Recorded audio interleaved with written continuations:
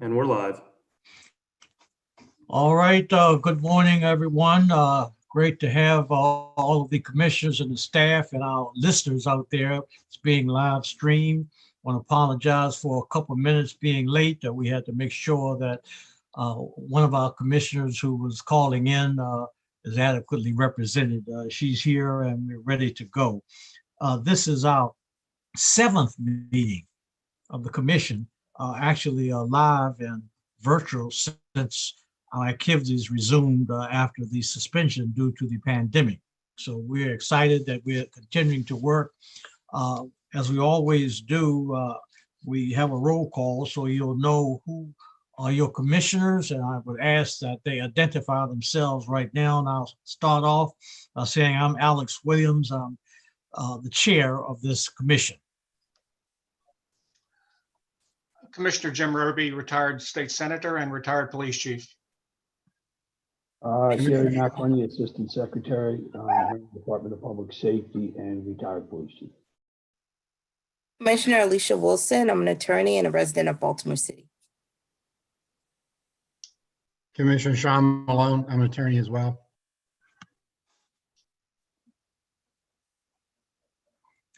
Commissioner Robb? Yes. Commissioner Inez Robb, community leader, Western District Community Relations Council president, and I live in the Sandtown Winchester community. Very well, and Commissioner Parker, and as soon as she gets on and tunes in, we'll make sure that she's introduced. All right, what we've been doing the past several meetings would be looking at potential recommendations and discussing them. It's going to be in our alter report. All right, we now have Commissioner Parker. You want to introduce yourself, Commissioner? Hi, yes, good morning. Commissioner Shea Parker. I'm the Executive Director of No Boundaries Coalition and a resident of West Baltimore. All right, wonderful, thank you. And so before we get into our agenda for today, I want to certainly announce that our next meeting is going to be October the 13th at 10 o'clock. That's this coming Tuesday. And we are expecting former Police Commissioner Batts, Anthony Batts, to speak with us and give his insight on the issues that we're discussing. So we look forward to that on Tuesday at 10 o'clock. Okay, so let's move ahead with the items that we had listed for the day. The first one I have on my list is recommendations to the Baltimore Police Department to detect and deter future misconduct. And so, Peter, you want to start us off, you and Megan? Yes, thank you, Mr. Chairman. So we've circulated draft recommendations that Megan, Charlotte, and I drafted that focus on accountability measures within the Baltimore Police Department, ethics training, as well as creating a culture of compliance. And I know hopefully everyone has Commissioner Malone's suggestions and edits to that. We tried to lay out the background as well in the draft. I did speak briefly with Ken Thompson, the consent decree monitor, about these recommendations.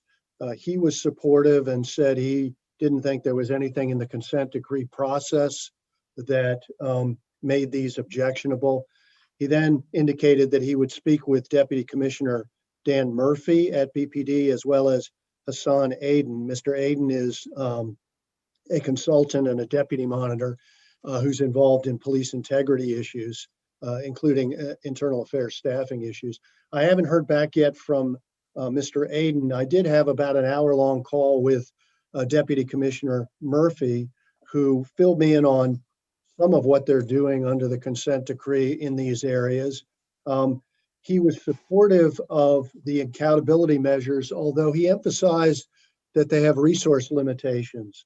So when we talked about polygraphers for polygraphs or resources for integrity stings, some of the other measures, he said they only have one financial auditor currently. So they use that auditor extensively, but really don't have resources to do extensive financial audits of officers. And then we talked a little bit about the body worn camera audits that they're doing. They intend to ramp that up extensively within the next few months. They're trying to do audits of search and seizures, trying to look at what arrests have been made where the suspect is never charged at all, trying to get a look at probable cause and whether officers are engaging in constitutional stops and searches. But basically, he was supportive of the accountability measures, again, with a caution that he feels that the department has resource limitations, and he encouraged us to think about whether it is possible to recommend additional state resources as part of our recommendations to support the accountability measures. On the ethics training, he told us that the EPIC program has been started to roll out. They expect to actually start the training in mid-November. He said they have informal leaders within the department who have already volunteered to begin to demonstrate leadership on the EPIC training. He told me that every officer will be getting this training. It's 8 hours of training.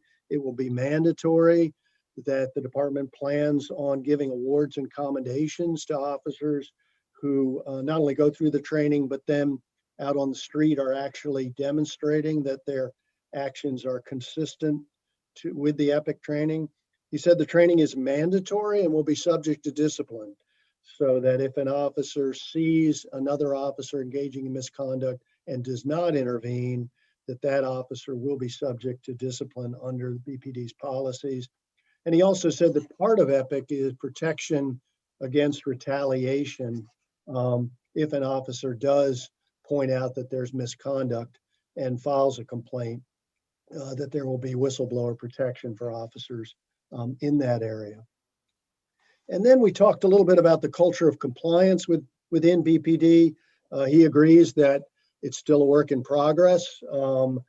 He is basically the chief culture officer now within the department.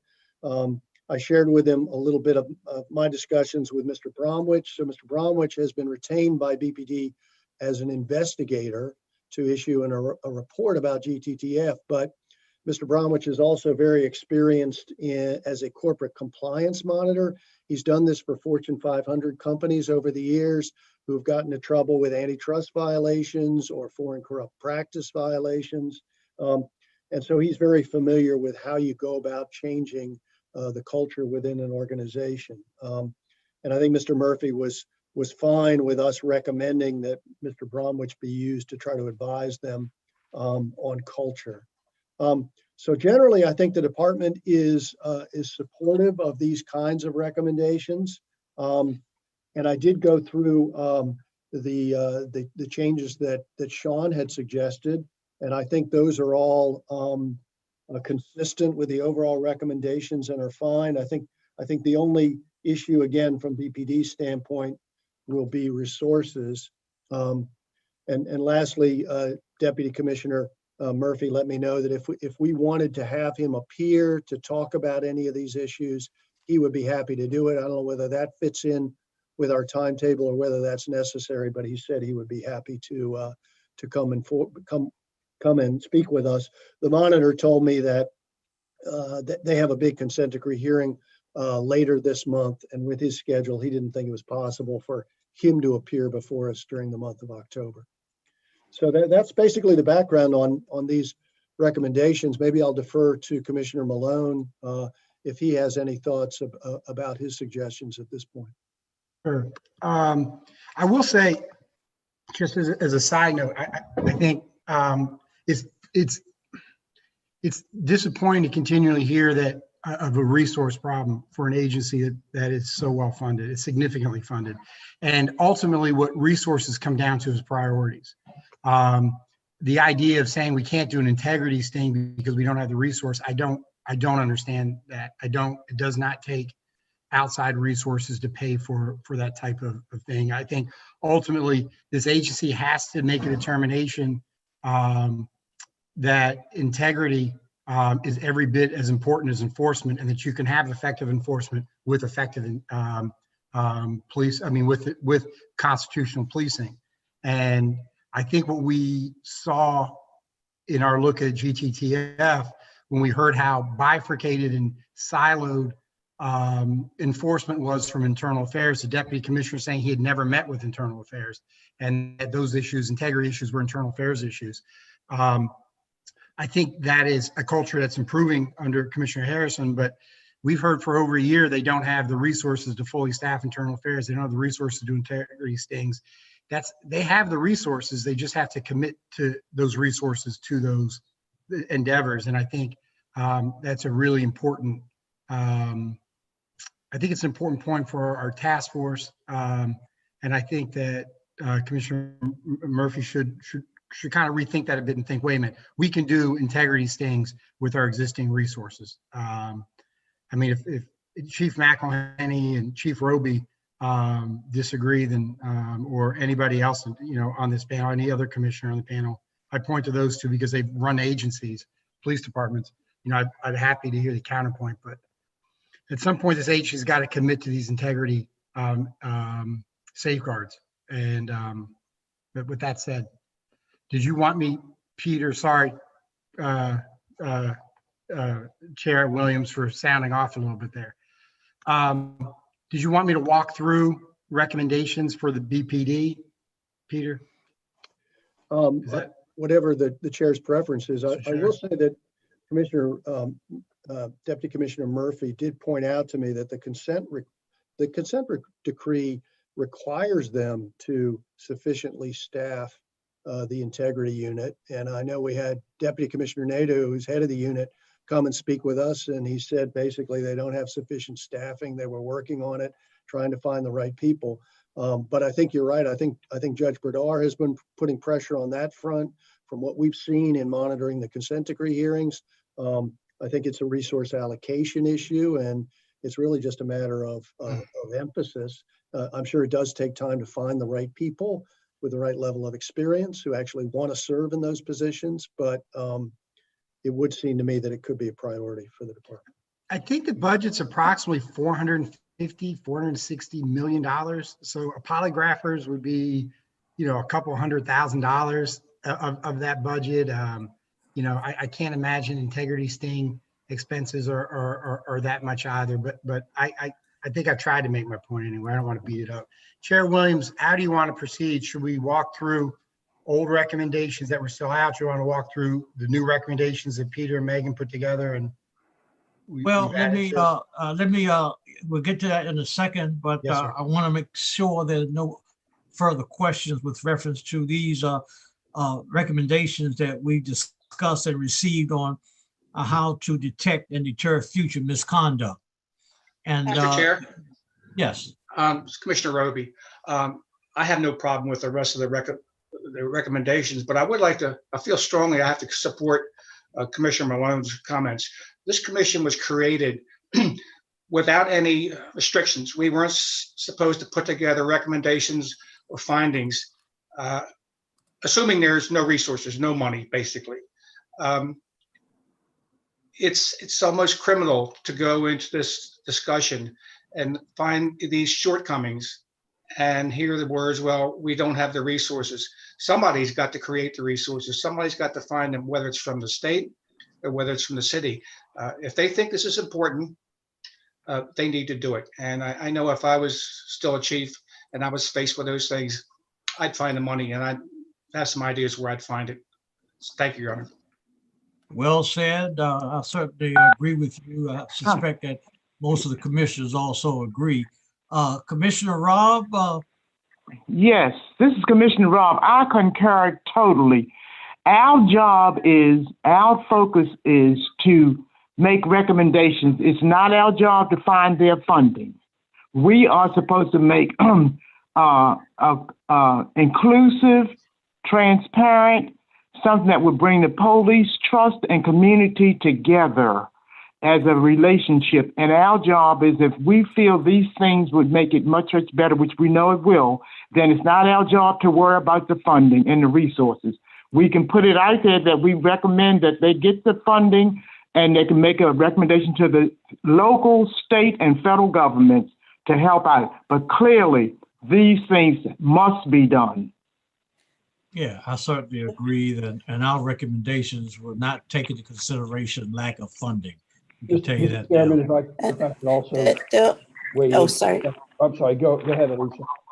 No, I was just going to say, I mean, the only the concern I have about the rhetoric that was made is that if they know that they don't have the resources to implement this, the people who are doing really bad things also know it, and it continues to allow space for criminal enterprises to crop up. If I know you don't have the resources to catch me, there's some people who only react to that. And so if we're really going to restore trust, it has to be prioritized. And it's a matter of reallocation of resources. And that's not our concern to the points that have been made, but it is very troubling that that's communicated, because I do think people take note of it and will continue to engage in behavior. Sure. And this is a very, very significant enterprise and activity that we're engaged in, and we're going to move forward with appropriate recommendations. Let me, Mr. Chairman, if I could add just my 2 cents as well. Yes. It's very disappointing to hear that several years into the GTTF and the police department has still not prioritized integrity and accountability by properly staffing IID or any other unit that would help them respond to this issue. It's not a matter of resources. Chief Roby and I, we both run pretty significant sized departments. And if it's a priority, you'll make it happen. And it wasn't a priority when the GTTF members were doing what they were doing, and it appears not to be a priority now. That's the excuse they're giving. Thank you. Thank you. Let me say something about the recommendation we've been looking at on ethics training under this first item to detect and future misconduct. And I like the recommendation that we've looked at, but I don't want it restricted. We talk about ethics training. I don't want it to be restricted just to detecting misconduct. As we all know, police officers exercise awesome discretion. And that's associated with stopping and seizing and use of force and applying and executing search warrants and charging people. And the discretion is awesome. And so I would like to see it under ethics training, just maybe a little more, a couple sentences that would remind officers that in exercising their discretion, that discretion must be driven by ethics and standards of integrity, fairness, and decency. That to me is very, very important, because discretion is the hallmark of criminal justice. And I'd like to make sure that they're trained that whatever decisions they're making, it has to be driven by integrity, fairness, and decency. Those are my words that I'd like included in the recommendations. Any discussion on that? All right. Okay. All right. So we'll come back on that. I didn't have any other comments on the accountability and the culture. We've been spending a lot of time talking about culture, which has to change. So I'm very, very satisfied with these recommendations we've studied and we're looking at. So if there are no other discussions on that, we'll move, Sean, to additional recommendations. You want to move forward?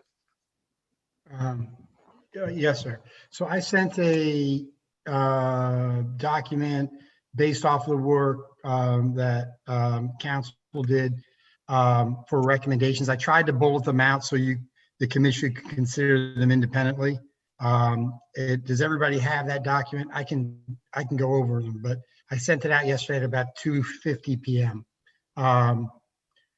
And in the first issue area, it's recommending BPD implement. I'm gonna go through these relatively quickly, but implement accountability measures designed to detect and deter and correct officer misconduct, to include regular and random integrity stings.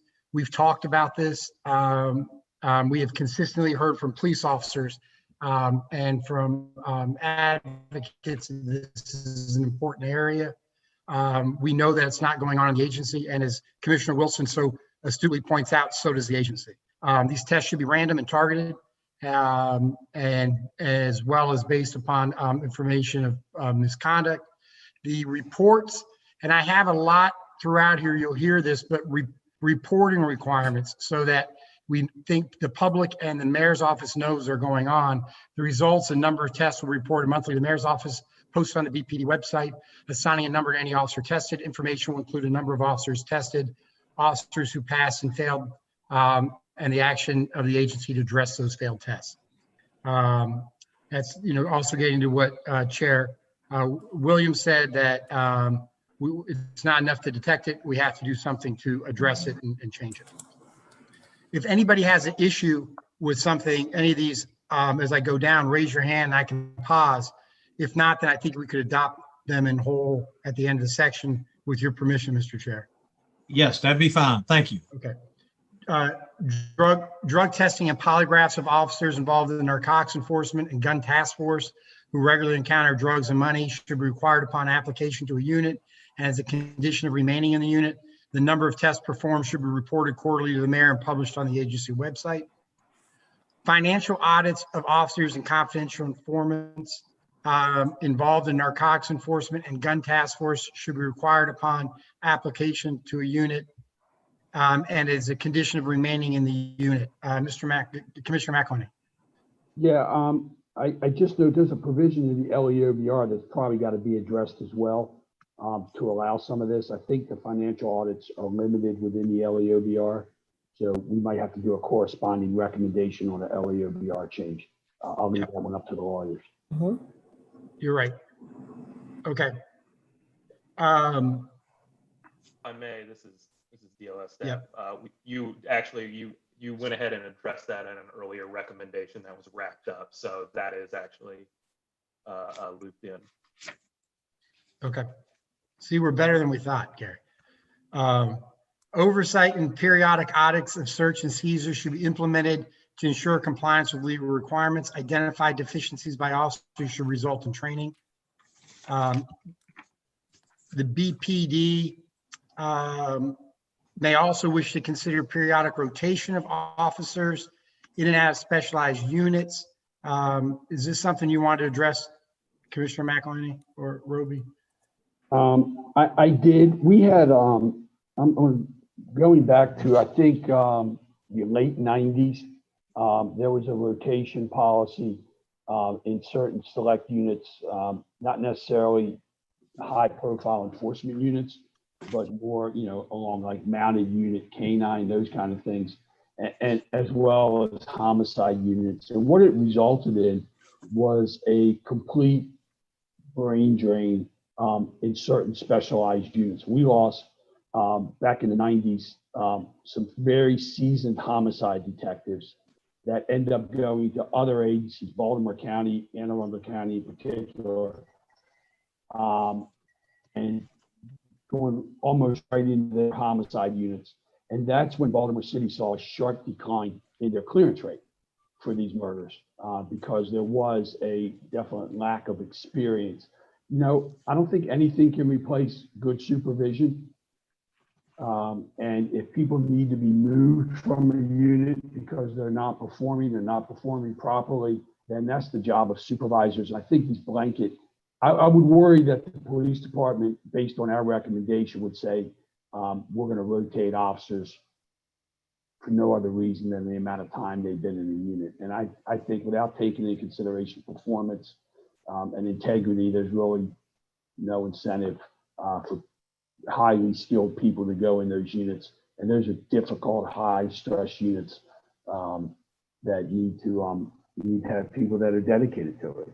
And if you're going to be removed regardless of your performance, but based on time, I think it does a disservice to the department. It's kind of my sense. Okay. You on mute, Sean. Sorry. Internal Affairs should immediately be fully staffed, assigning and utilizing experienced detectives to reduce the Internal Affairs backlog and caseloads of current staff. Commissioner Robb has commented to me that she would like us to have at least target dates on recommendations like this. So I would defer to the commission on that. I think that's a wise statement. I know that this commission has been hearing for over a year that the resources are not there to fully staff internal affairs. With the crime situation as consistently and urgently is needed in Baltimore, there has to be a commitment to fully staff internal affairs. There's always going to be a need for more officers in the crime fight. So, but I would defer to the commission on that, but that was something Commissioner Robb had indicated to me that she wanted us to do with regard to some type of time frame. All right, an early warning system should be immediately implemented, identifying and retraining officers who garner the highest levels of public complaints over a 24-month period. A quarterly retraining curriculum should be developed and implemented. The department should provide a monthly report to the mayor and post a report on its website, the number of officers removed from the street for retraining each month, number of officers completing training and track complaints for graduates of such a training program for 24 months after a class is completed. Officers' names should not be included in public reporting as this is a retraining. We have heard that there is an effort to acquire a very expensive early warning system, which is cutting edge and is what a lot of agencies are doing. However, we also know that in the early 2000s, a program was put in place simply by looking at internal affairs complaints and removing officers and sending them to the academy. This is a program that, if it's being done, should be publicized. If it's not being done, should be started. Okay, require 6 months internal affairs experience for those obtaining promotions to lieutenant or above as a condition of promotion. Members who earn a promotion without internal affairs experience will be assigned internal affairs within 18 months of promotion. This tries to get at the idea that we had heard from Commissioner Palmier and others during interviews that had never spent any time in internal affairs and simply didn't see that as part of their duties. Sean, Yes. just a quick question. You talk about they have to have experience. How much experience? Do they go in there for a month just to see what it's like, or do they have to spend a year or 2 years in there? You know, I think earlier, I think later in the recommendations, I think we put a minimum of 6 months, but I would defer to the commission on what you think is appropriate. Okay. It's not in this one, but we come back to it again. So whatever the commission thinks is appropriate amount of time to spend in internal affairs as you move up the ranks, I would defer. I just didn't want it to be a quick walkthrough and say, okay, I've seen it. And okay, thank you.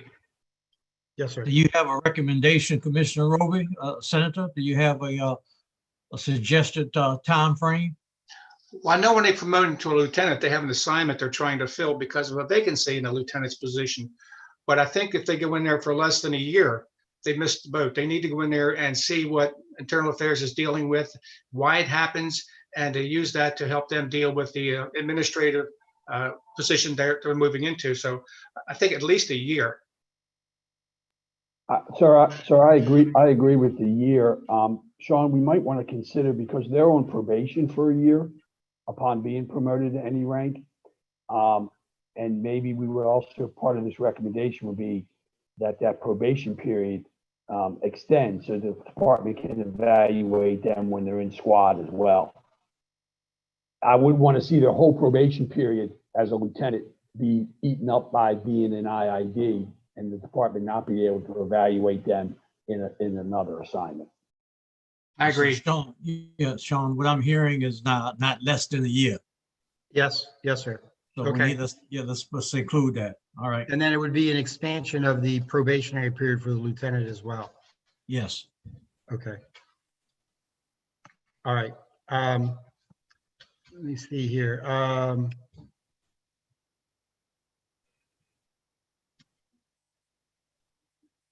Each internal affairs case should be reviewed by the IAD commander and the charging committee to identify command failure. As an example, officers reporting outside their chain of command, inappropriate issue of orders, tactical commands, a failure to supervise, training deficiencies, and et cetera. Something that does not happen in internal affairs cases. We focus on the officer on the street, but we're not focusing on the supervision chain above the officer. And I think that this review by both the charging committee and the commander and the agency will help fix some of the deficiencies in Spotlight. So with the gun trace task force, we heard from the lieutenant during the interview and his immediate supervisor that they did not supervise this group because they were going around them outside the chain of command of the deputy commissioner. We heard from the deputy commissioner and the commissioner that this group of officers was so far below them in the chain of command, how could they be expected to know what was going on? Without question, there's a command failure there, but it's not documented anywhere within the agency. And I think this happens across the board where we look at the officer's conduct, but we're failing to take a look at the training protocols. And I can tell you as defense counsel on these cases and as a prosecutor on these cases, attacking the training and supervision is a sure way to put doubt in the mind of a trial board. So an officer's not been trained to do something, where they've been put on the street with bad equipment, you'll tend to find sympathy from a trial board. So we need to be addressing this. And this was a recommendation that arose from a conversation with a very active community group in Baltimore saying, what are we doing about command in internal affairs cases? So the sergeant's a lieutenant's on the scene, or a lieutenant never arrives at the scene. The agency should be taking a look at as to what was going on there. So any questions on that recommendation? That's something new. Okay. Legal affairs should continue to be assigned and report to the city solicitor, and should be bifurcated into two sections. One section should handle agency training, specialized unit, command advice, and civil defense of the agency. The other section should, headed by an experienced prosecutor and staffed by attorneys with prosecutorial experience, should handle the prosecution of internal trial boards, advice to internal affairs, and act as a liaison to the state's attorney's office for police misconduct matters. Commissioner McElhenney actually suggested that as part of that bifurcation, the trial board prosecutors would be assigned to the two in-house at internal affairs to provide full guidance. Yeah, just real quick on that addition. I think it's very beneficial when IID investigators have access to their attorneys who will be prosecuting the case. It's the federal model, Your Honor, of how the federal agencies work with the U.S. Attorney's Office, from the very beginning of a case to make sure it's prosecuted properly, evidence is obtained legally, those type of things. And I think it's imperative. It's a model that a lot of agencies are doing. And I think it would work well in BPD if their prosecutors were actually side by side with their detectives investigating the misconduct. Yeah, I agree with that, Gary. And again, I'm familiar with that federal model. It makes the case stronger when you have the early unity of investigation by law enforcement as well as prosecutors. So it's a good model. Let me ask Sean this question because I suspect that the issue of resources will come up again. And I'm just wondering whether in our report that we should make it clear that proper resources have to be provided either by the city or the state. Again, this is a unique department that has trappings of both state and city, but I'm just wondering, without offending legislators and administrators, whether we should say that we do expect proper funding and resources to be provided. I think that's fair. I mean, I think the funding and I think most importantly, as Commissioner Roby pointed out, is the reallocation of funding and prioritization of funding. I think the city council in their hearings over the summer were taking a close look at the police department budget. I understand Commissioner Harrison's plight. He's got a tremendous crime fight on his hand, and he has a tremendous obligation to improve the integrity of the agency. So maybe we need to take a look at dedicated funding for some of these, but I think that's a fair point. ultimately. Now, the legal affairs recommendation that was just made, that falls under the city solicitor's office. And it will remove one of the concerns of advocates that the same attorneys who defend officers in civil cases are also charged with prosecuting them in administrative trial boards. But yeah, we could talk about funding. But legal affairs and Chief Chair Williams and Commissioner Wilson, I think, and Commissioner Parker and the like, I think you guys would understand, fully get the idea that the internal counsel to the agency should not be in the chain of command of the commissioner, but should rather be outside under the chain of command of the solicitor who has the city's interest, to ensure that they're getting independent legal advice. That's something that has always been somewhat problematic. It is set up this way, but the chief legal counsel needs to fully understand that they're counsel to the police department, not to the individual police commissioner. Yes, that's a good point, as I said, but whether the funding is from the police or the Sure. city, it's all the same money. Fair enough. Yeah, and I'm just saying at some point, we got to mention that. Yes, sir. You got to get the full commitment of proper funding to implement these recommendations. Okay. All right, next item. Legal affairs should reduce its trial board backlog to ensure each case is resolved or tried within 90 days of charging.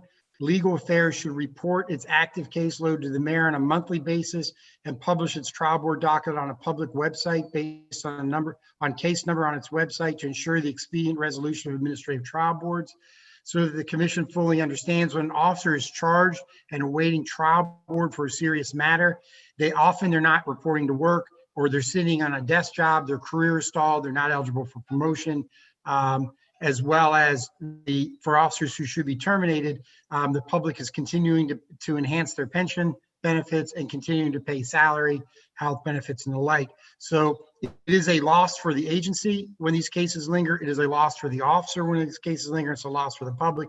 But the reality is there is a significant trial board backlog in legal affairs, that there has to be a commitment of full-time prosecutors to either put these cases up or resolve them, but they need to be moving at a much quicker pace. I think we heard that there was a 6 to 7 month backlog of trial boards right now.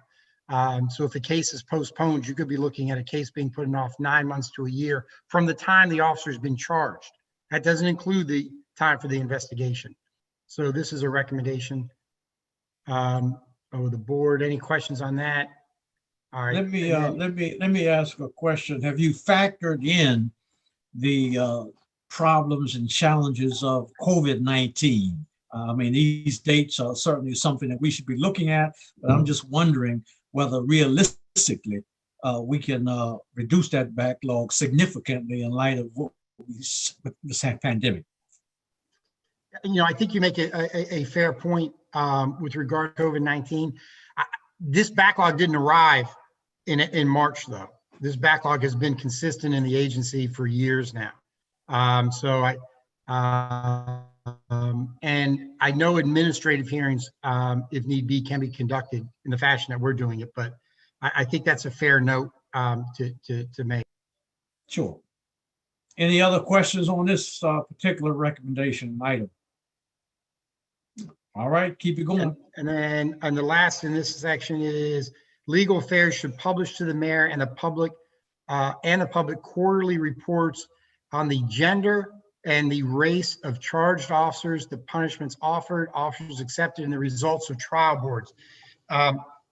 In two major jurisdictions, well, in more than two, but it's been reported in two major jurisdictions over the past years, a disparity in the charging of officers and the discipline process. And with something that I think people familiar with agencies will attest to is that officers who step forward and raise issues, which we're encouraging them to do, can often be subject to discipline charges set in another setting. So we want to make sure that we are paying attention to how discipline is handled within the agency to officers to ensure that it is equitable across racial, gender boundaries, as well as that whistleblowers or individuals who are fully embracing the integrity required of policing are not targeted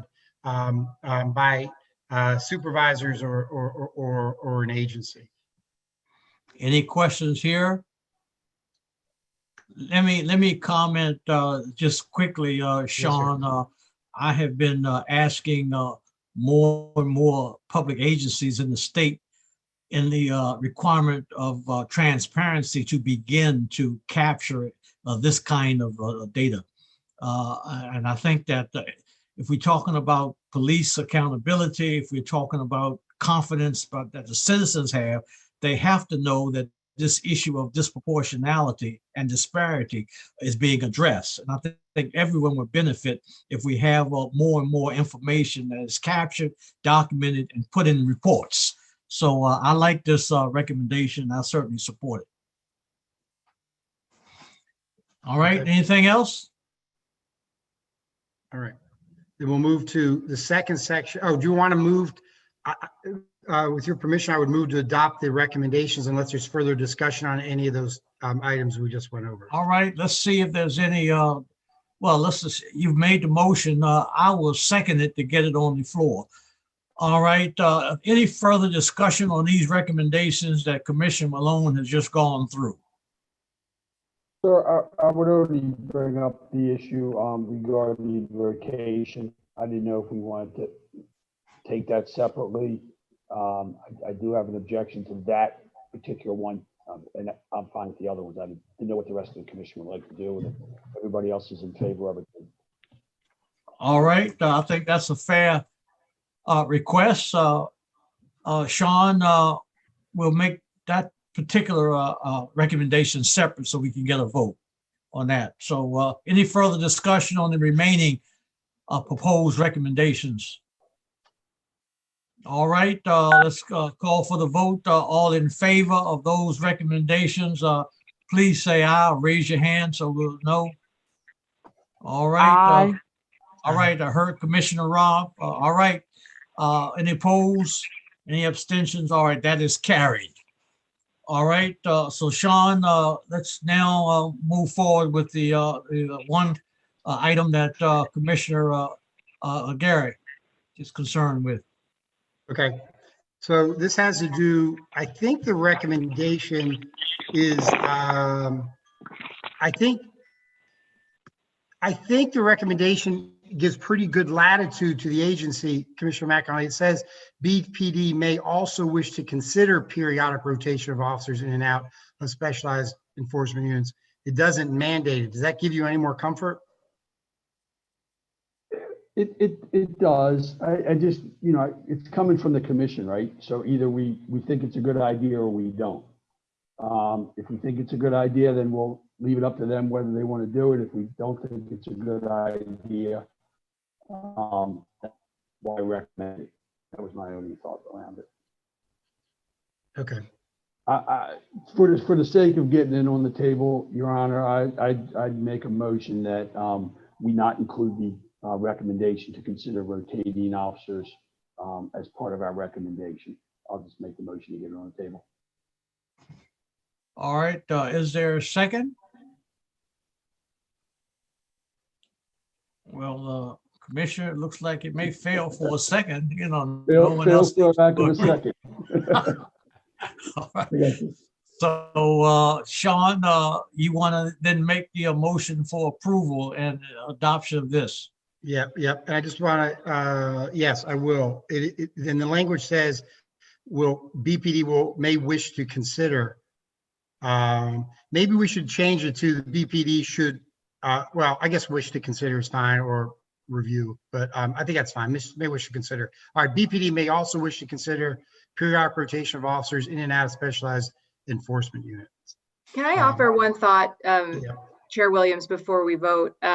Specialized enforcement units, I think here, when Peter and I drafted this, was intended to refer to things like narcotics, gun squads, things like that, not homicide units as you expressed concern about, Commissioner McElhaney. So we could edit the language about specialized enforcement units to make it clearer that we're not talking about units like homicide. Would that ease your concern?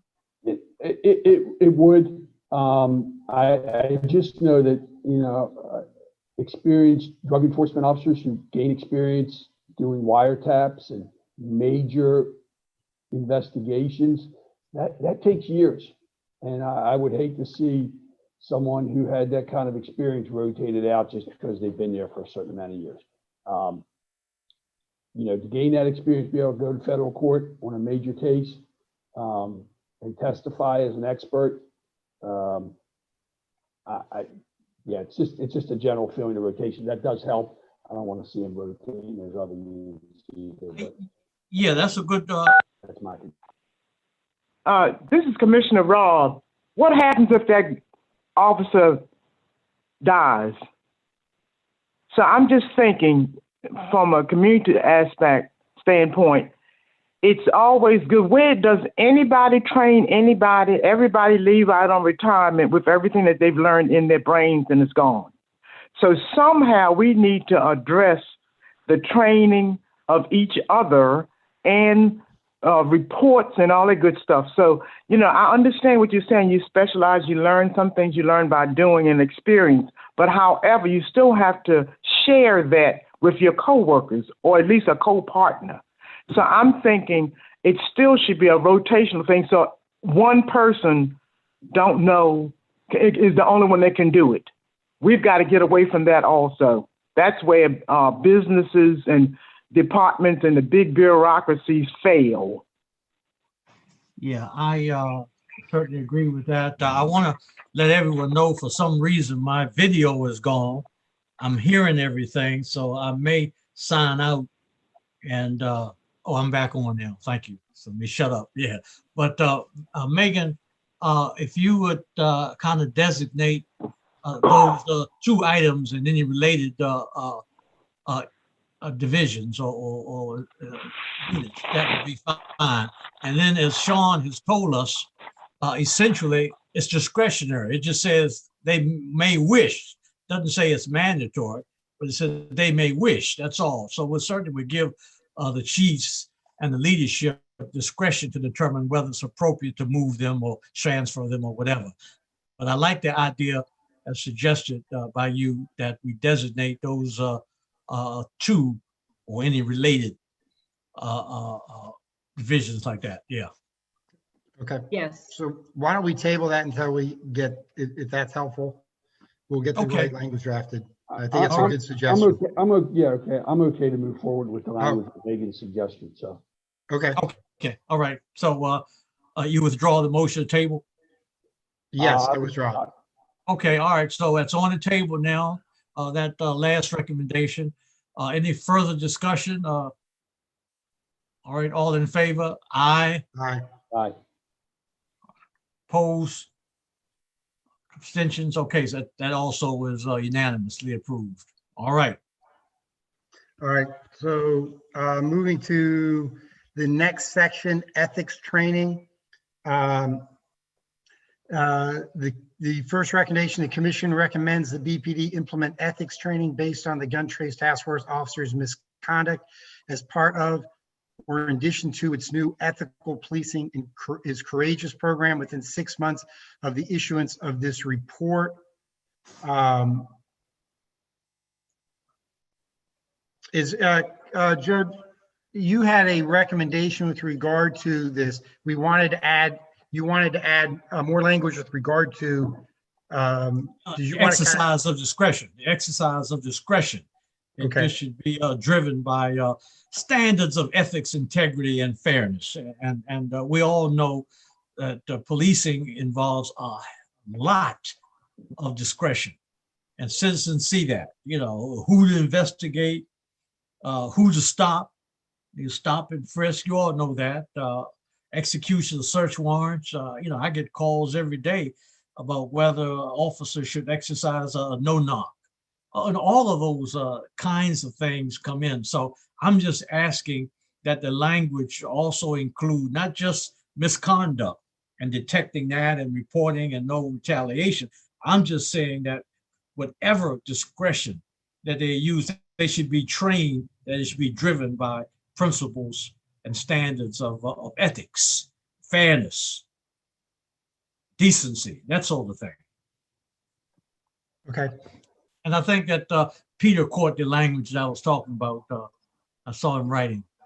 Yeah. Yep. I think it's a good. Yes, Mr. Chairman, we can add that language, and we can either vote now or we can get you revised language, but I think it's pretty straightforward. Okay.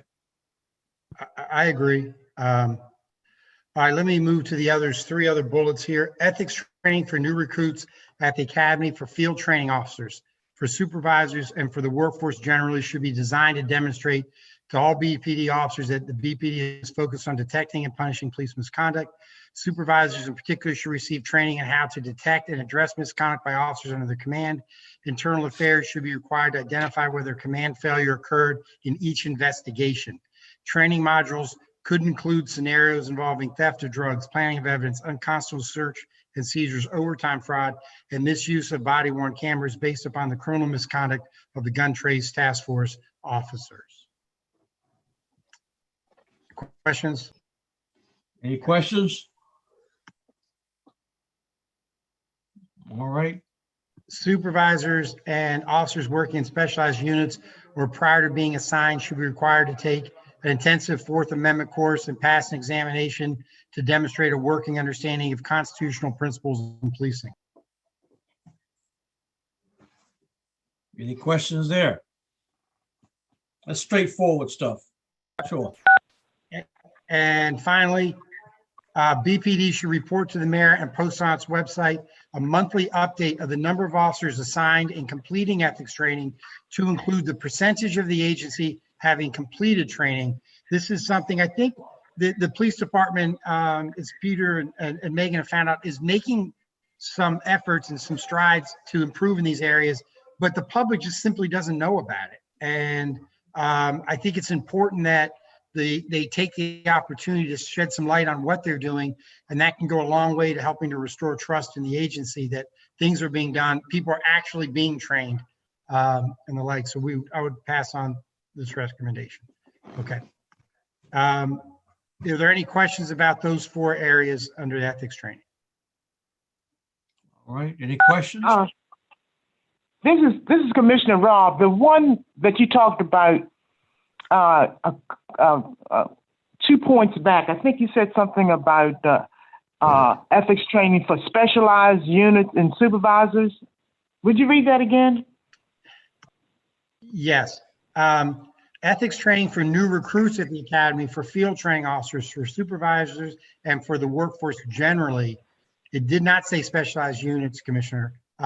We could add that. Okay, I just right for everyone. I think it should be inclusive of Yes. all departments. Okay, Yeah, I just want to add that, please. Okay. Do you want me to read the rest of the recommendation, or are you okay? I'm okay with the rest of it. Okay. All right. All right. Chair Williams, I just want to note that the one dyslexic guy on the phone is doing this reading, but I'll keep at it. So bear with me. Keep going. All right. So if there's no discussion, with your permission, I'd make a motion to move the ethics training recommendations. Oh, actually, something that came to me with regard to that when I was reading the last recommendation, should we open this up to representatives or some representatives of the public to be able to see the training? I don't know how to do that or how to word that, but I think enabling people to understand what officers are being trained in and seeing the training. This isn't confidential material. It's unless Chief Roby or Chief McElhenney see it differently. But even if it's if it's members of the Civilian Review Board, but it would seem to me that the more people understand about what's being done around ethics training, what's being taught, the more confidence they would have in the process. Is that going to be on the website? Will it be on your website? I think we were asking them to report the training results, but we don't open up what the training modules are or the scenarios. And I don't, someone who's a better words craftsman than me could add it, but I think this would be, we do have a recommendation to report the results of the number of officers and the progress we're making. What we don't have is any ability for people to watch it. Maybe, I don't know how, I just think opening this up would help. If anyone has any suggestions of how that we could expand a look into what the training is, whether it's placing a training module on the website or whether it is for everyone to see or whether it's simply having civilian review members review it. I don't have the answer there. Ms. Rob, do we still have the community relations councils by police districts? Yes, we have councils in all 9 districts. So I think that would be real good to have that there.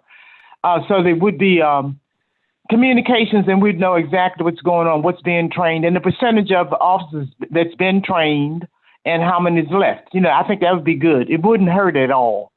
So if we add a recommendation to open the EPIC and ethical training programs to the Community Police Relations Board and the Civilian Review Board, would that be acceptable to the commission? Yeah, I like that.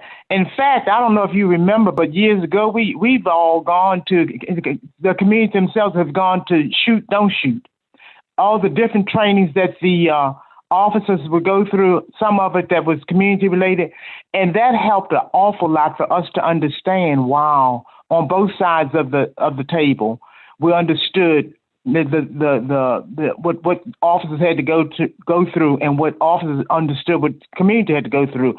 So I think being more transparent and having it sharing the training, I think be excellent. And maybe once a year something, maybe get some feedback from something out there, a survey online stating, okay, you've seen it, here's what we've done. Do you have anything, suggestions that how we can make it better? It wouldn't hurt. Yeah, good suggestions. Any further discussion? All right, Sean. I make a motion to adopt the recommendations, including the community participation for creating a culture of compliance within the Baltimore Police Department. I'm sorry, apologize, but for ethics training within the Baltimore Police Department. All right, is there a second? All right, it's been seconded now. Any further discussion? Second. All right, it's been seconded twice. Okay, any further discussion? All right, all in favor of adopting these recommendations on the ethics prong? All right. All right. Aye. Any opposition? All right, unanimously approved and adopted. All right, so moving on to the third and last section, creating a culture of compliance within the BPD. We recommend that BPD take additional steps to create a culture of compliance where officers value integrity and voluntarily report any misconduct that they may observe for the good of the Baltimore Police Department and the community. The commission notes that the organizational culture can be difficult to change, that reforms on the consent decree, the EPIC program, change in internal affairs are underway. The commission recommends the following.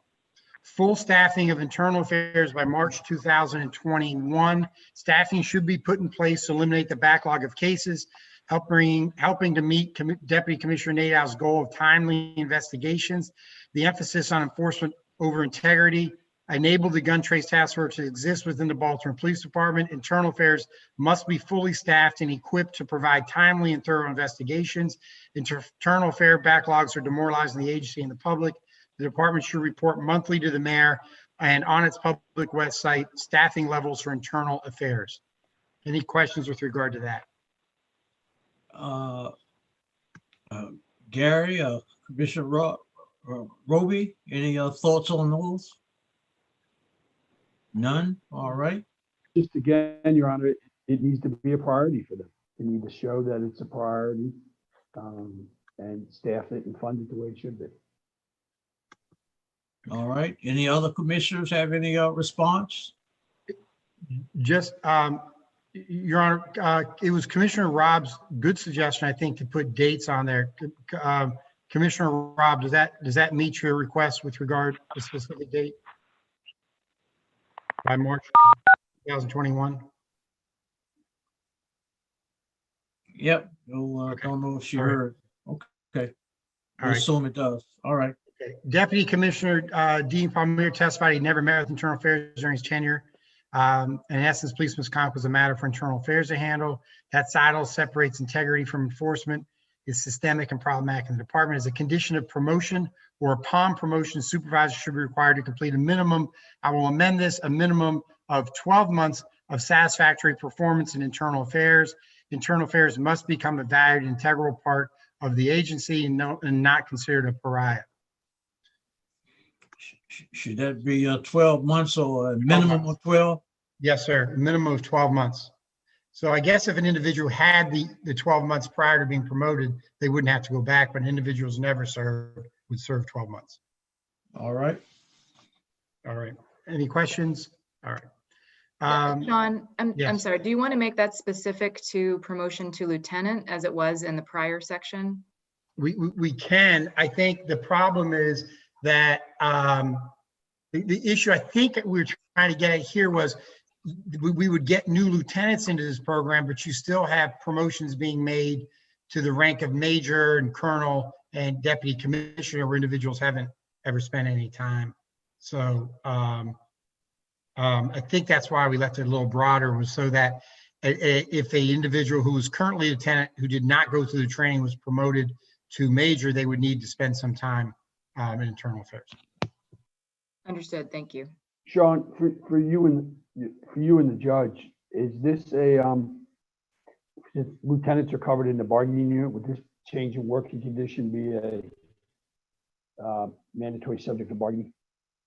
I mean, it's training, or it would be an assignment. But it's a qualification. I mean, I'm supportive of it, but it's a qualification, and I didn't know if that would have to be bargained or not. I don't know. It's a good question. It's probably something you would tell me I have to bargain when we're at the table. I don't know. I mean, I think that's something the agency has to work out. I tend to believe if it's not saying you have to have it to be promoted, it's simply saying that if promoted and you don't have it, you would be assigned there. And I think the commissioner retains the right to assign people where he so chooses. Yeah, I think if you look at it in that light, you're probably right. It's not a condition of employment. It's coming after the promotion. I would say, though, to Megan's point that just occurred to me, for a lieutenant being promoted to major or major being promoted, the requirement of a year could hinder in the higher ranks a needed position, and maybe we should restrict a year to lieutenants, but give the internal affairs experience a little more discretion. I don't know. It's a difficult question to raise. I'm just thinking about someone who's being promoted from patrol to the deputy commissioner, say, of operations. If we need them in that role, we need them in that role. How do we get them the experience to manage that? Because you only have one. I mean, you only have one major spot in Right. IIA, right? So if you're going to promote Correct. more than one major, so maybe we have to limit it to lieutenants, and then that way it'll take care of it as people move through the ranks. It won't be an immediate fix, but we'll take a. I think that's right. And then maybe the agency then can address it how they see fit for people above the rank of lieutenant into discretionary positions at the commissioner's request. I think I would adopt that. How do other jurisdictions handle it? They probably don't do it. The ones that have been doing it for a while, and Oh, so they have the they pipe. have the culture, they have the pipeline. Yeah. Mhm. And a lot of them started sergeant, but they're just limited. There's probably only a couple. They might only have, I want to say, 4 lieutenants there. But what's the time horizon curve? Is it worth it to install it now and then to build it in, or is it? I think it's better than what they have now. So Yeah. anything we can do. And hopefully what you'll see is officers realizing if they get a year in internal affairs, it opens up promotional opportunities to them down the road. And they could be immediately assigned into an operations position with that experience. It would encourage people to go to these jobs, which you'll find, I think, in the agencies, at least what I've witnessed is this is not a position that people want to go. They don't want to go to internal affairs because it can make it more difficult in their career. If it's a condition of promotion, that makes it a little more palatable, I believe. But Commissioner Roby, I'd be interested in your thoughts on that, if you think a mandatory tenure is important.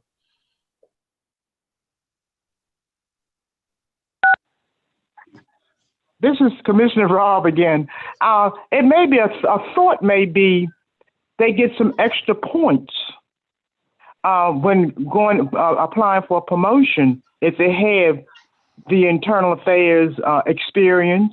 And it is a thing, I used to work for the federal government, and it is a thing of acting or a temporary if you need them to be in a certain position for X amount of time. And it works a twofold. Whether the person works out in that as acting and or if the person really wanted after they find out what it consists of. So that may be one way we can go about it, give them an extra point here and there because of the training. So currently under the promotion rules in Baltimore City is a rule, I believe it's still in place, it's called the Rule of Five. The commissioner can promote anybody in the top, so the lieutenants is a scored test. The chief can pick any of the top 5 for an open spot. So an individual who, if the culture is adjusted that this is required training, an individual who had spent a year already in internal affairs may have an advantage because they have an immediate need in a drug task force to place them there and earn the promotion. So in some regard, Commissioner Robb, that would be affected by requiring this, that it's either a condition of promotion or an assignment upon promotion. That can okay. That. So you're saying if they were to have the experience that's needed for the drug department, and so then that would override it. Well, the commissioner could always justify why he or she did what they did. Correct. And it's always a way it's always a way, an equitable, documented way to do things. And then everybody understands.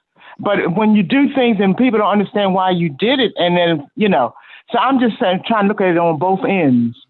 If we say we want them to have it, and if they can get promoted without it, or if we're saying an incentive would be if you have it, then we'll give you an extra 5 points. But however, if the commissioner decides that he or she needs this person because of some other expertise that they have, that overrides it, and that's okay. I'm just kind of thinking out, this my wild thoughts, but I'm just sharing my thoughts, what I'm thinking right now. Yes, ma'am. Sean, you asked me what my thoughts were. My thought is this is going to be so confusing for the commissioner to try and deal with this. I'm assuming that this thing will naturally move people through the system when they were first promoted to sergeant and then to lieutenant. At some point in time, they will all have had the training, I would hope, before they move into major or lieutenant colonel or whatever, or captain. I just think if I'm putting myself in the commissioner's position right now and I need to make promotions, and not right today, but say in a year from now, and I got these people I want to promote and they've never been through that training, or in internal affairs, I think it's going to be very difficult to solve the crisis that he's facing at that time. Okay. I think that's why originally we had looked at 6 months in their first 18 months of promotion. So you could put them in a unit, but they'd have to get their 6 months during that time frame. I understand it is an issue. I think we tried to solve the command issue by requiring it simply to the rank of lieutenant. Are we dipping too low into management decisions with this? Should we just stay above that and Could have it? be. Yeah, I don't know. I think the overall goal is that supervisors, I think the intent is to get supervisors who are going to promote, like Commissioner Harrison, who spent part of his career in internal affairs, I think innately has understanding and belief in that process, to try to get people through internal affairs and to experience it and understand it and buy into the need for integrity. But I think Commissioner Roby raises a fair consideration. I defer to the commission. I think it would be valuable to have supervisors with internal affairs experience, and we simply don't see it in organizations where it's not required for promotion. But but this is a fair point, What's Commissioner May. the commissioner's preference? You want to think about this and defer it and bring it back next week, or you ready to vote on it? Sean, and looking at the language, it says as a condition of promotion. I think on a couple levels, that's going to really hamstring the department. They also have a arbitration decision which requires them to fill all vacancies for promotion within a certain period of time. So I think that could hinder them, in conjunction with that could cause them some problems. Yeah, maybe we should table. I think it says as a condition of promotion or upon promotion, but I think it's fair that we table it and continue to work on the language to address the concerns. And maybe Commissioner Rob's idea is a good suggestion. I just don't know how that works on a civil service test. So why don't we table, maybe we should table this and come back to it. I'll second that motion.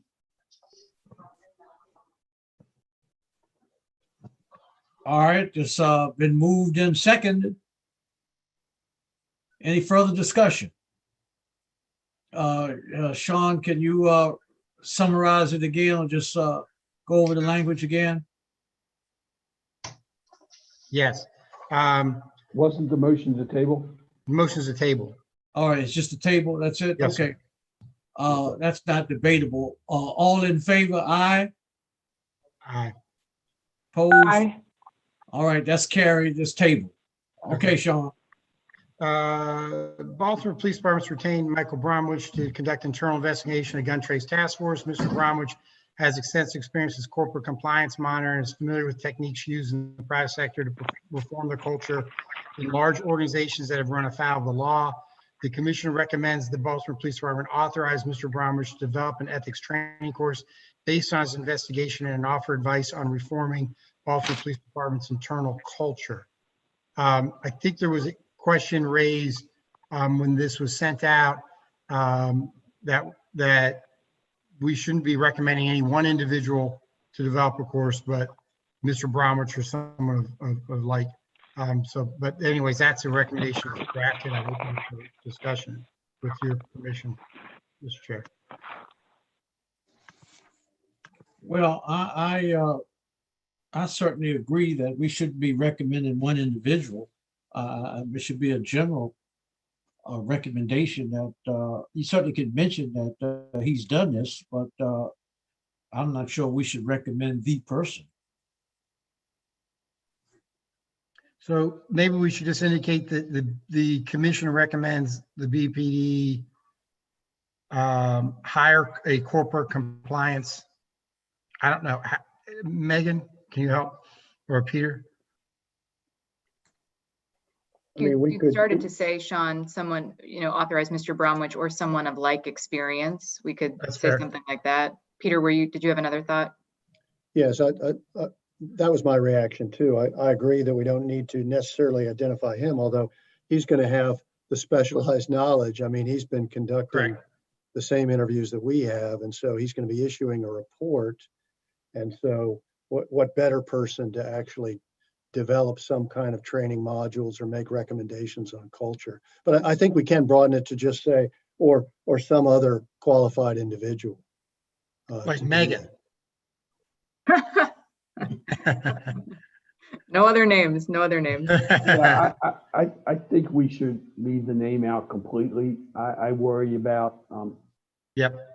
procurement rules and, Mhm. you know, all that, the stuff. The procurement rules are so tight when you start mentioning names and having preconceived concepts that it would actually, if we mentioned the name, might end up disqualifying Mr. Bromwich from even submitting it.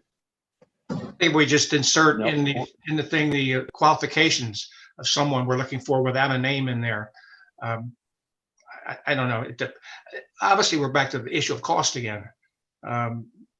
Maybe there's someone that can do it for less money than Mr. Abramovich, but on the other hand, it's just when you tag a title to someone, it creates all kind of problems. I know in a county bidding process and all that stuff, we could never, unless we're doing a sole source on it, but that's certainly not, I don't think, right for this issue.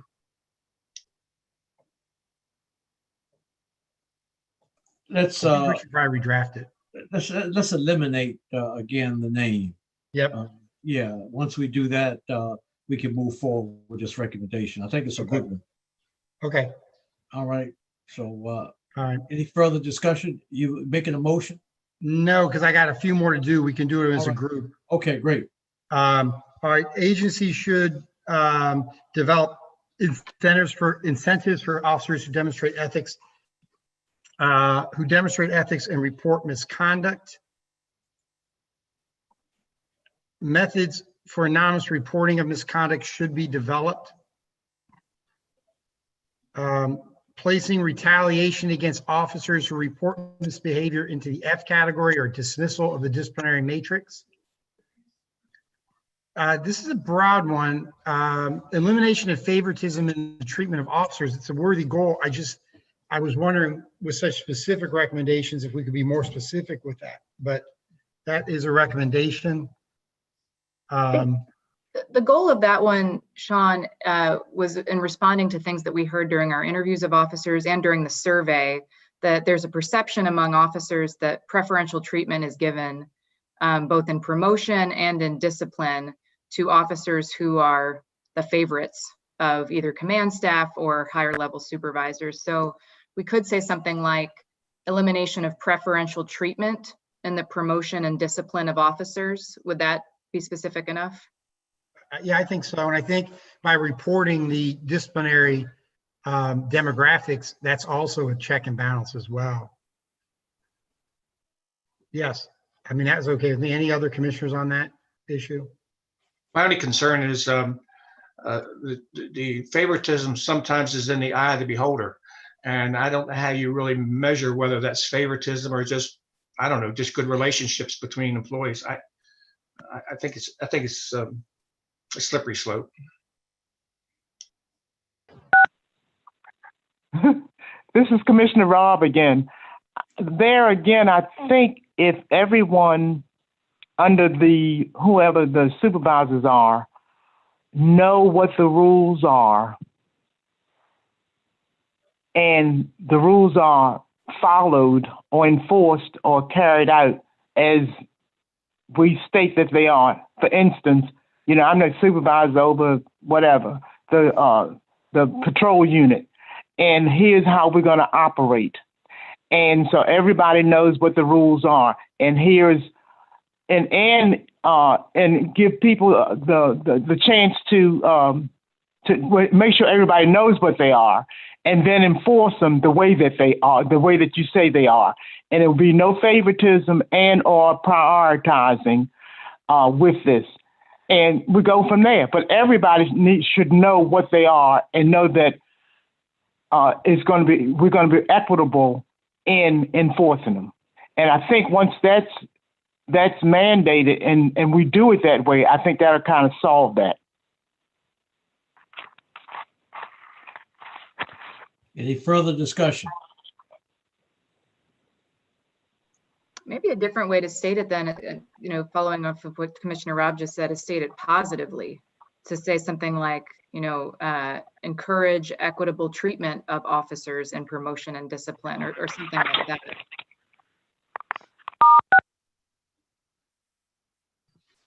Okay. I think that sounds good. Okay. All right. All right, integrity and ethics training and testing is an essential criteria for promotion, which is different from the other recommendation we had. Continuous messaging by command staff and supervisors of the importance of ethical behavior by everyone within the BPD to include practical scenarios and explanations of expected conduct. We may want to add that this be done at roll call, which is a natural time place. Okay. Map citizen complaints against officers, as well as officer-involved shootings and use of force for weekly review at ComStat and by the mayor. This is using the ComStat process that Commissioner Harrison utilized in New Orleans and utilized in Baltimore. But instead of just focusing on crime trends, taking a part of it to take a look at complaints against officers and involved shootings, because it will then bring to the attention of the entire command staff areas of the city where you may see a pattern of misconduct. If you've got 70 complaints in the Western District and only 7 in any other area, that's an area of inquiry, I think. So any questions on that recommendation? Okay. Continued reform within the Internal Affairs Division, ensure that all complaints are handled swiftly and fairly. The creation and implementation of a public complaint database by June of 2021, which will enable citizens to track their complaints through the disciplinary process. That goes to Commissioner Parker's recommendation. Analysis of the span of supervisory control, particularly lieutenant level, to ensure that the sergeants and squads under their command are closely supervised and are behaving ethically and lawfully. Instituting a command disciplinary matrix to address failure to supervise, inappropriate commands, and other supervisory lapses. So there's currently a matrix for all discipline within the agency. This would create a different command matrix to address command failures. Strengthen and reinvigorate an inspections unit to ensure compliance with agency protocol and general orders. There's a companion here in talking about strengthening it. This is duplicated, it looks like. This is to ensure strengthening inspections and audit unit to ensure that crime reports are audited for accuracy and integrity and matched with calls for service. Body camera footage is audited for general order compliance. The inspections unit should monitor and audit the disciplinary system to ensure backlogs are reduced, monitor officer court appearances, check citizen courtesy, audit confidential informant files and property process, monitor education and training attendance, conduct inspections for general order and protocol compliance. The number of inspections and type of inspections should be reported publicly and obviously to the mayor's office. So that would be really one recommendation. The inspections units in agencies like state police, NYPD, and at one point in the Baltimore Police Department are pretty strong units that really work at the direction of directly of the commissioner. We didn't make that recommendation here, but it's to ensure it's different from internal affairs. It's watching the processes to ensure that things are done properly. Okay, and then any questions with regard to that recommendation? Just a statement, Sean. I think that's one of our best recommendations because it covers such a broad area of the department.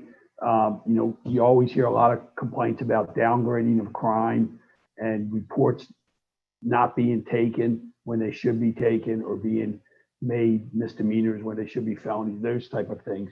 And we had an inspection unit many years ago, and when they did their job, I mean, it ensured the integrity of the entire process. It was somebody watching the watchers.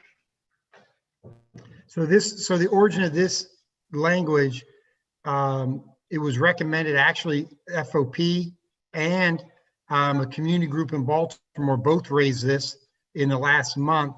And this was also a recommendation that was put in place, I think 20 years ago in the Maple Linder report based on what the NYPD had done. And it was created and I think run by a Major Errol Dutton. So this is an important part. And I think as Peter indicated, right now we only have one auditor in the police department. So I would think that the recommendation to strengthen the units that exist makes sense. Are there any other questions with regard to this?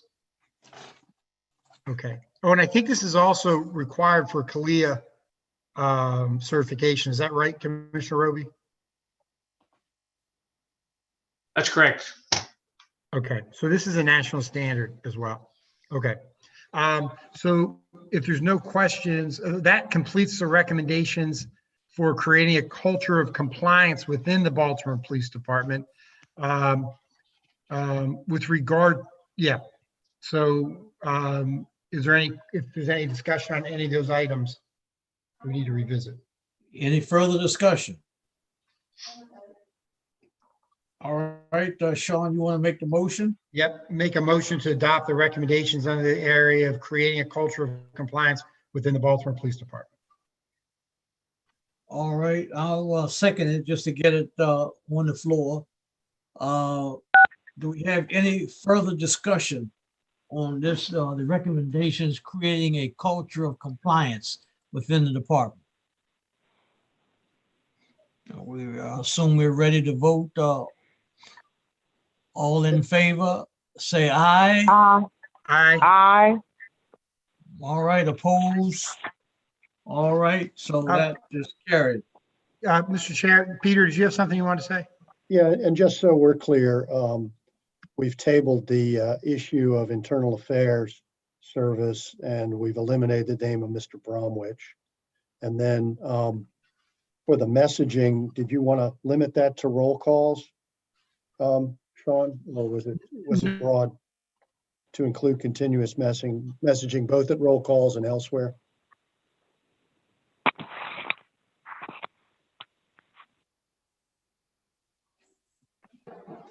I think that's most appropriate at both. Yes. Okay.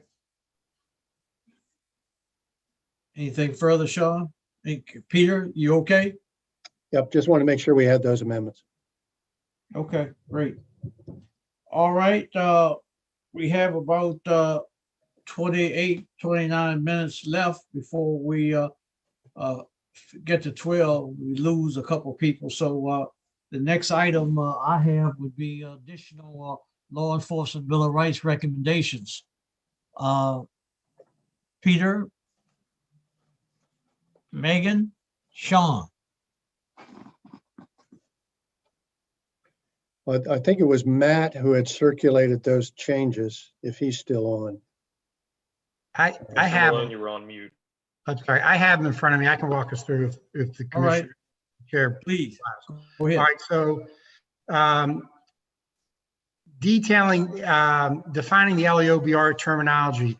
There is based on one of the recommendations that we've recently adopted, we are adding a definition that says chain of command deficiency. This term would mean an act or omission of a superior officer contributed to or was the reason for the act that led to the allegation of misconduct. We also are defining departmental policy deficiency. This is an area that the charging committee could identify and report back to the commissioner. This term would mean that a policy or procedure instituted by law enforcement agency is faulty or inadequate. We are changing not charged to not administratively charged to make it consistent with administratively charged. And then this is just to reinforce these terms, which were sustained and unsustained. Originally, we're changing them for clarity. They are not currently defined in the LEOBR. We would add them. Okay, and then we would also have to make a change to authorize the chain of command deficiency finding to the charging committee. So that's for part 1J. If there's any questions or discussion regarding them, we could do those before I move to the next section. I make a motion, we approve. A second. All right, just seconded that first section be approved, language changes. Any further discussion? All right, let's call for a question to vote. All in favor? Aye. Aye. Aye. Aye. Aye. Right, that's carried. All All right. right. All right, This thank is- you. We're coming back to revisit 1K, civilians authorized to conduct investigations, which was held. We have rewritten the language to say the commission recommends amending LEOBR to authorize a civilian to oversee, direct, and conduct an investigation, including the interrogation of a law enforcement officer. Unless the law enforcement agency that employs the officer in investigation is the sheriff's office, the civilian must be an employee of the law enforcement agency or be appointed by and report to the superior governing authority that oversees the law enforcement agency. If the law enforcement agency that employs the office under investigation is the sheriff's office, the civilian must be an employee of the office of the attorney general. Under current law, only sworn officers or if requested, the attorney general may conduct an investigation. These were changes that were, there was some concern about where it was too broad, just authorizing an employee of superior authority. So we tried to narrow it. Let me see. Okay, I think, does that address the concerns I think Commissioner McElhenney had? It does address my concerns. For the rest of the commission, I had a concern because many of our counties, for the law enforcement is run by elected sheriffs who are constitutional officers and elected on their own. And I worried that you would not be able to kind of fit them into this model of allowing a police department or a sheriff's office to hire civilian investigators first, because I think that's needed. It might help that resource issue we've talked about earlier, Sean, and the rest of the commission, by freeing up some full-time detectives to be able to do some of this type of work. So I think it's a good compromise, and it'll address that issue involving the sheriffs. All right, that of course was the main reason that we asked for revision of the language.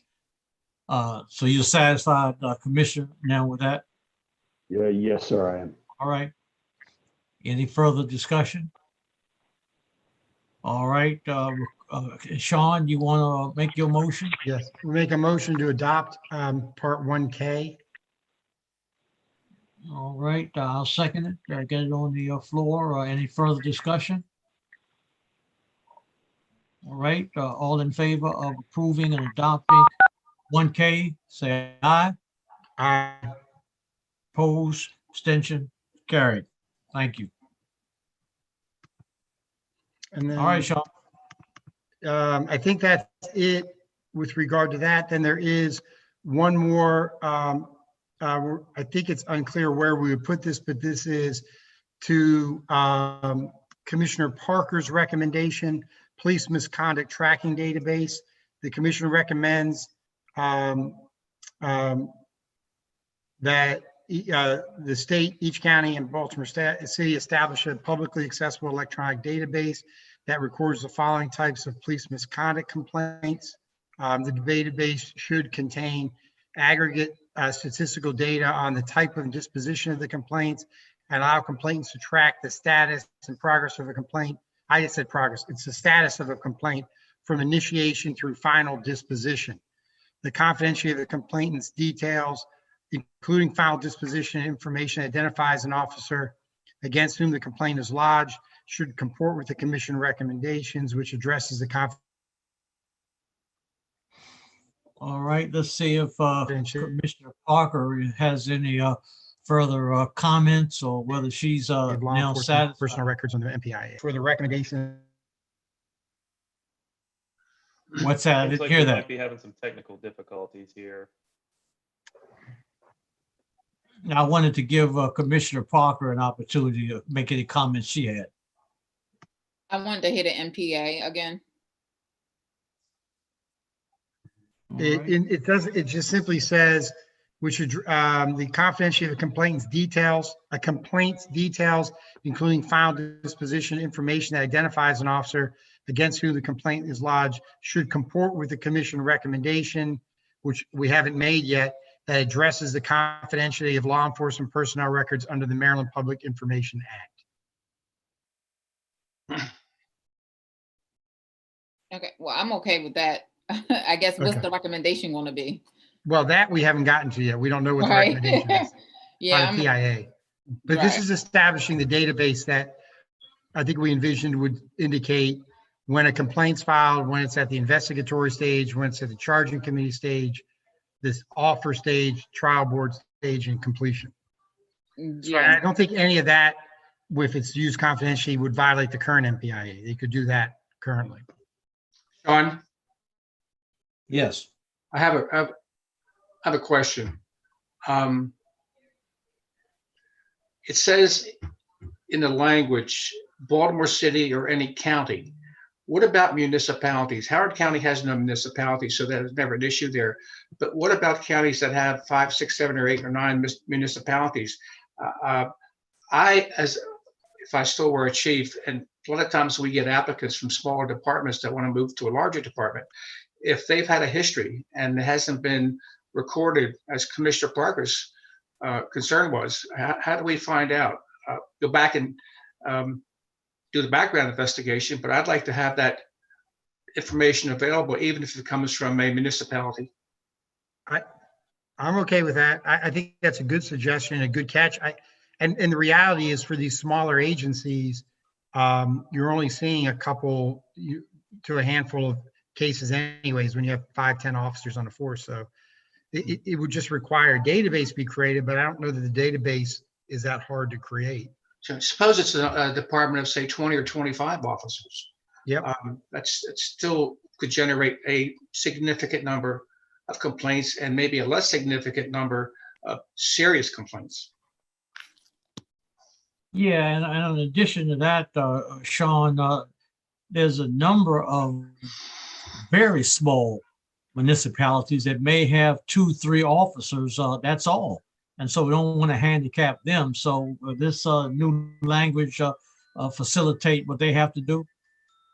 Well, the commission it only addresses the state and the county and Baltimore City, but if I can, Sean. This is. I'm sorry. Yes, go ahead, Matt. Yeah. I think when the language was drafted, it was envisioned that the city, county, and state databases would be for everything that's under them. So in other words, the county database would be for the county law enforcement agency, and then if there are municipalities in that county, they would be under there as well. So we can just tweak the language to recommend that it's a county by county or city database that includes law enforcement entities that have jurisdiction in those areas. We could amend the language like that. So small municipalities wouldn't be affected.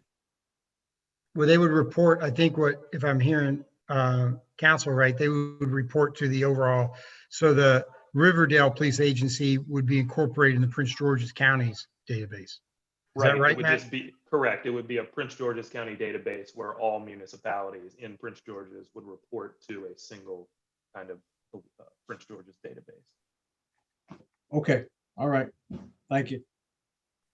I'd like to ask a question about something that Commissioner Roby said about a future employer being able to go and look up any complaints against an officer from his, current employer. And it's not clear to me from this language that would be possible. I'm understanding this to say that someone who makes a complaint, a citizen who makes a complaint and has a complaint number, can then go into the database, enter the complaint number, and see what the status of the complaint is as it moves through the system. It's not clear to me that someone would be able to, any member of the public could go in and look up an officer by name and find their complaint history. So you get to a really good point, and Commissioner Roby raises a really good point that we may want to consider in a different recommendation. I think you're right. I know that in hiring even police commissioners in Baltimore, internal affairs documents weren't provided. So we may have to come up with a different way to get at Commissioner Roby's problem, which is significant. And I don't know, Gary or Senator, you may be able to speak to this, but I don't even, the public has had trouble getting some of these databases, and I'm not sure that all internal affairs databases or records are shared on officers applying for employment. So I would say, just from the spirit of why I made the recommendation was for total transparency for anyone to be able to look up these kind of things.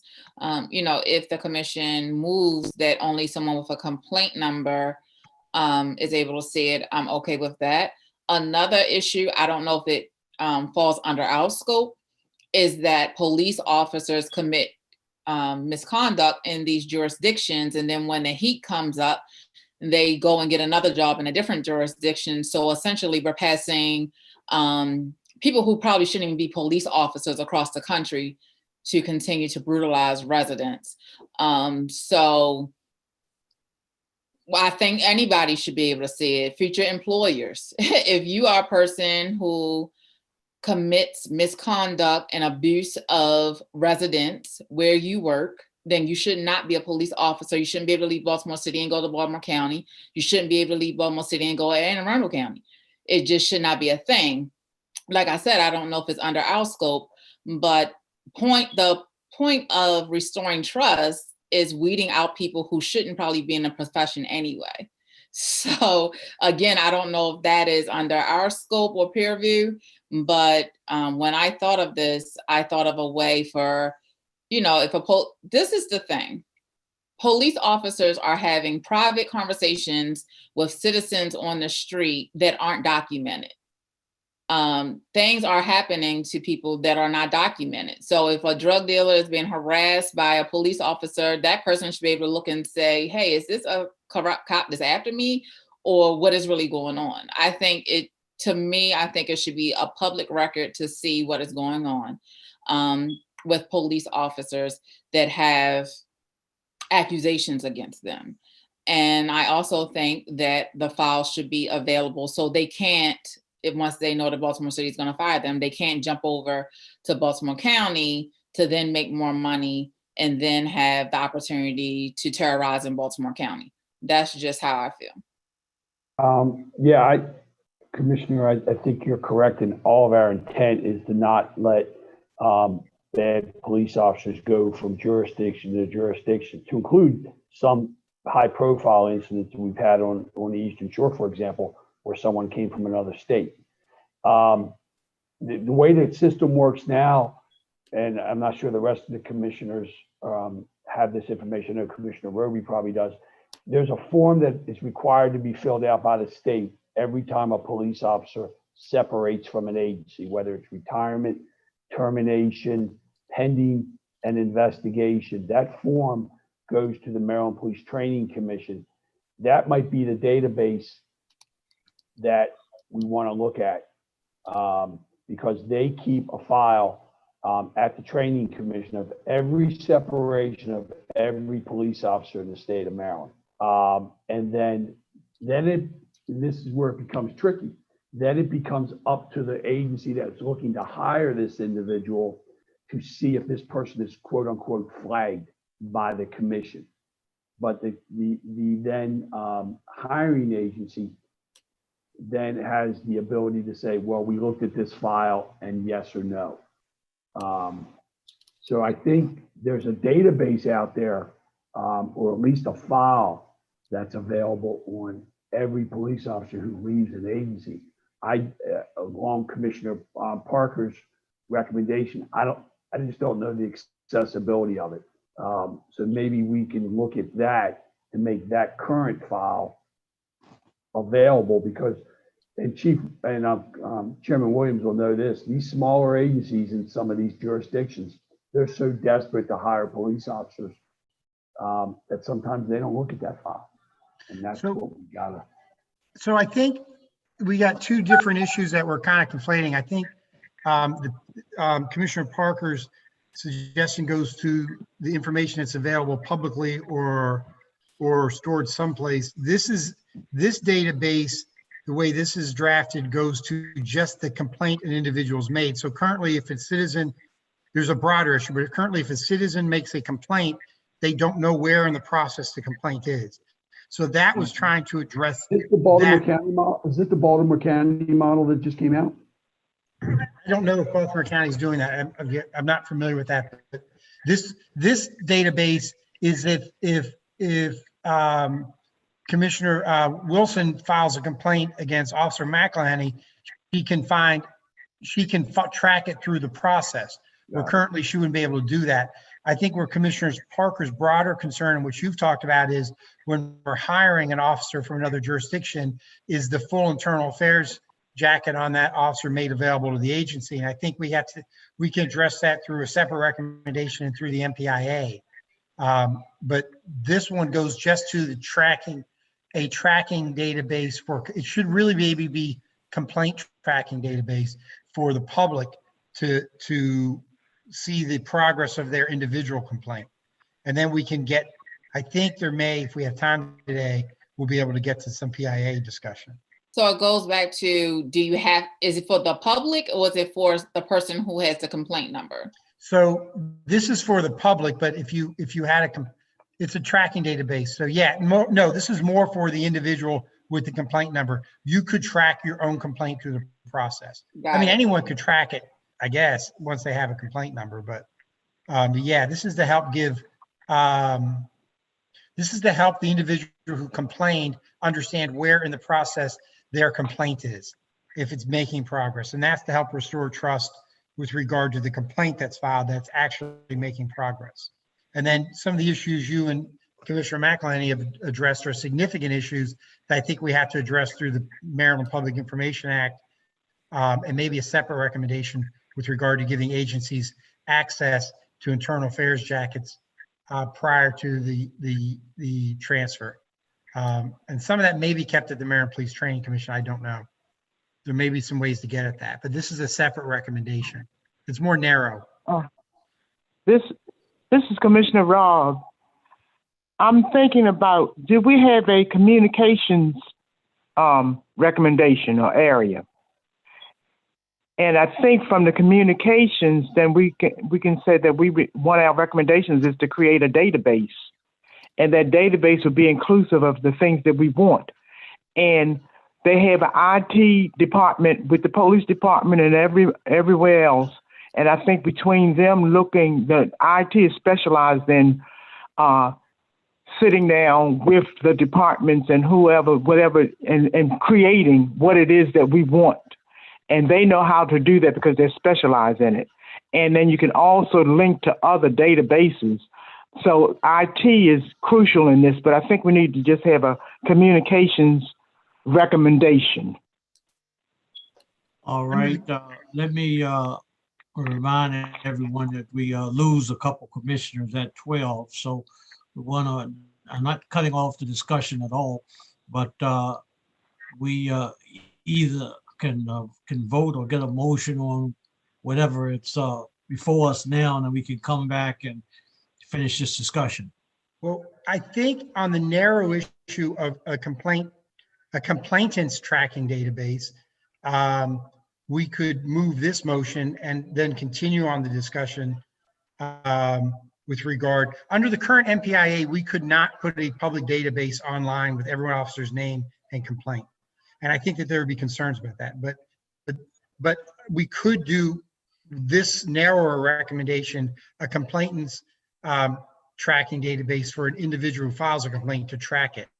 I think that's a more narrow one in a much bigger discussion that we could probably move with your permission, Mr. Chair, and the commission's assent. And then we can move on to the broader question of what to do on MPIA and a different database for transfers. We'll save that for our next meeting, but you want to officially put the motion for the narrow? Yep. Yes. I put the motion on the police misconduct tracking databases. It's titled the recommendation, but we may want to change the title to the complainant tracking database. But anyways, I would move the motion with regard to the creation of the publicly accessible record. All right, is there a second? I'll second it. Let's get any discussion on that narrow issue. And Sean, will we later list the types of complaints? that we've included. That's sort of an open question on the current form of the recommendation. We're gonna have to come up with the specifics of specific types, whether it be excessive force, police shooting, the like. Just courtesy.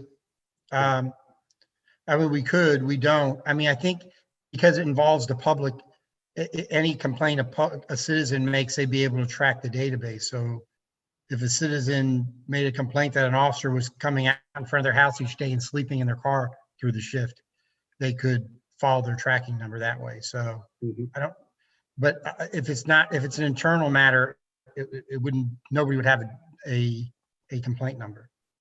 So I don't know that we have to list it, Peter. Okay. All right. Any further discussion on this issue? Mr. Darrow, question.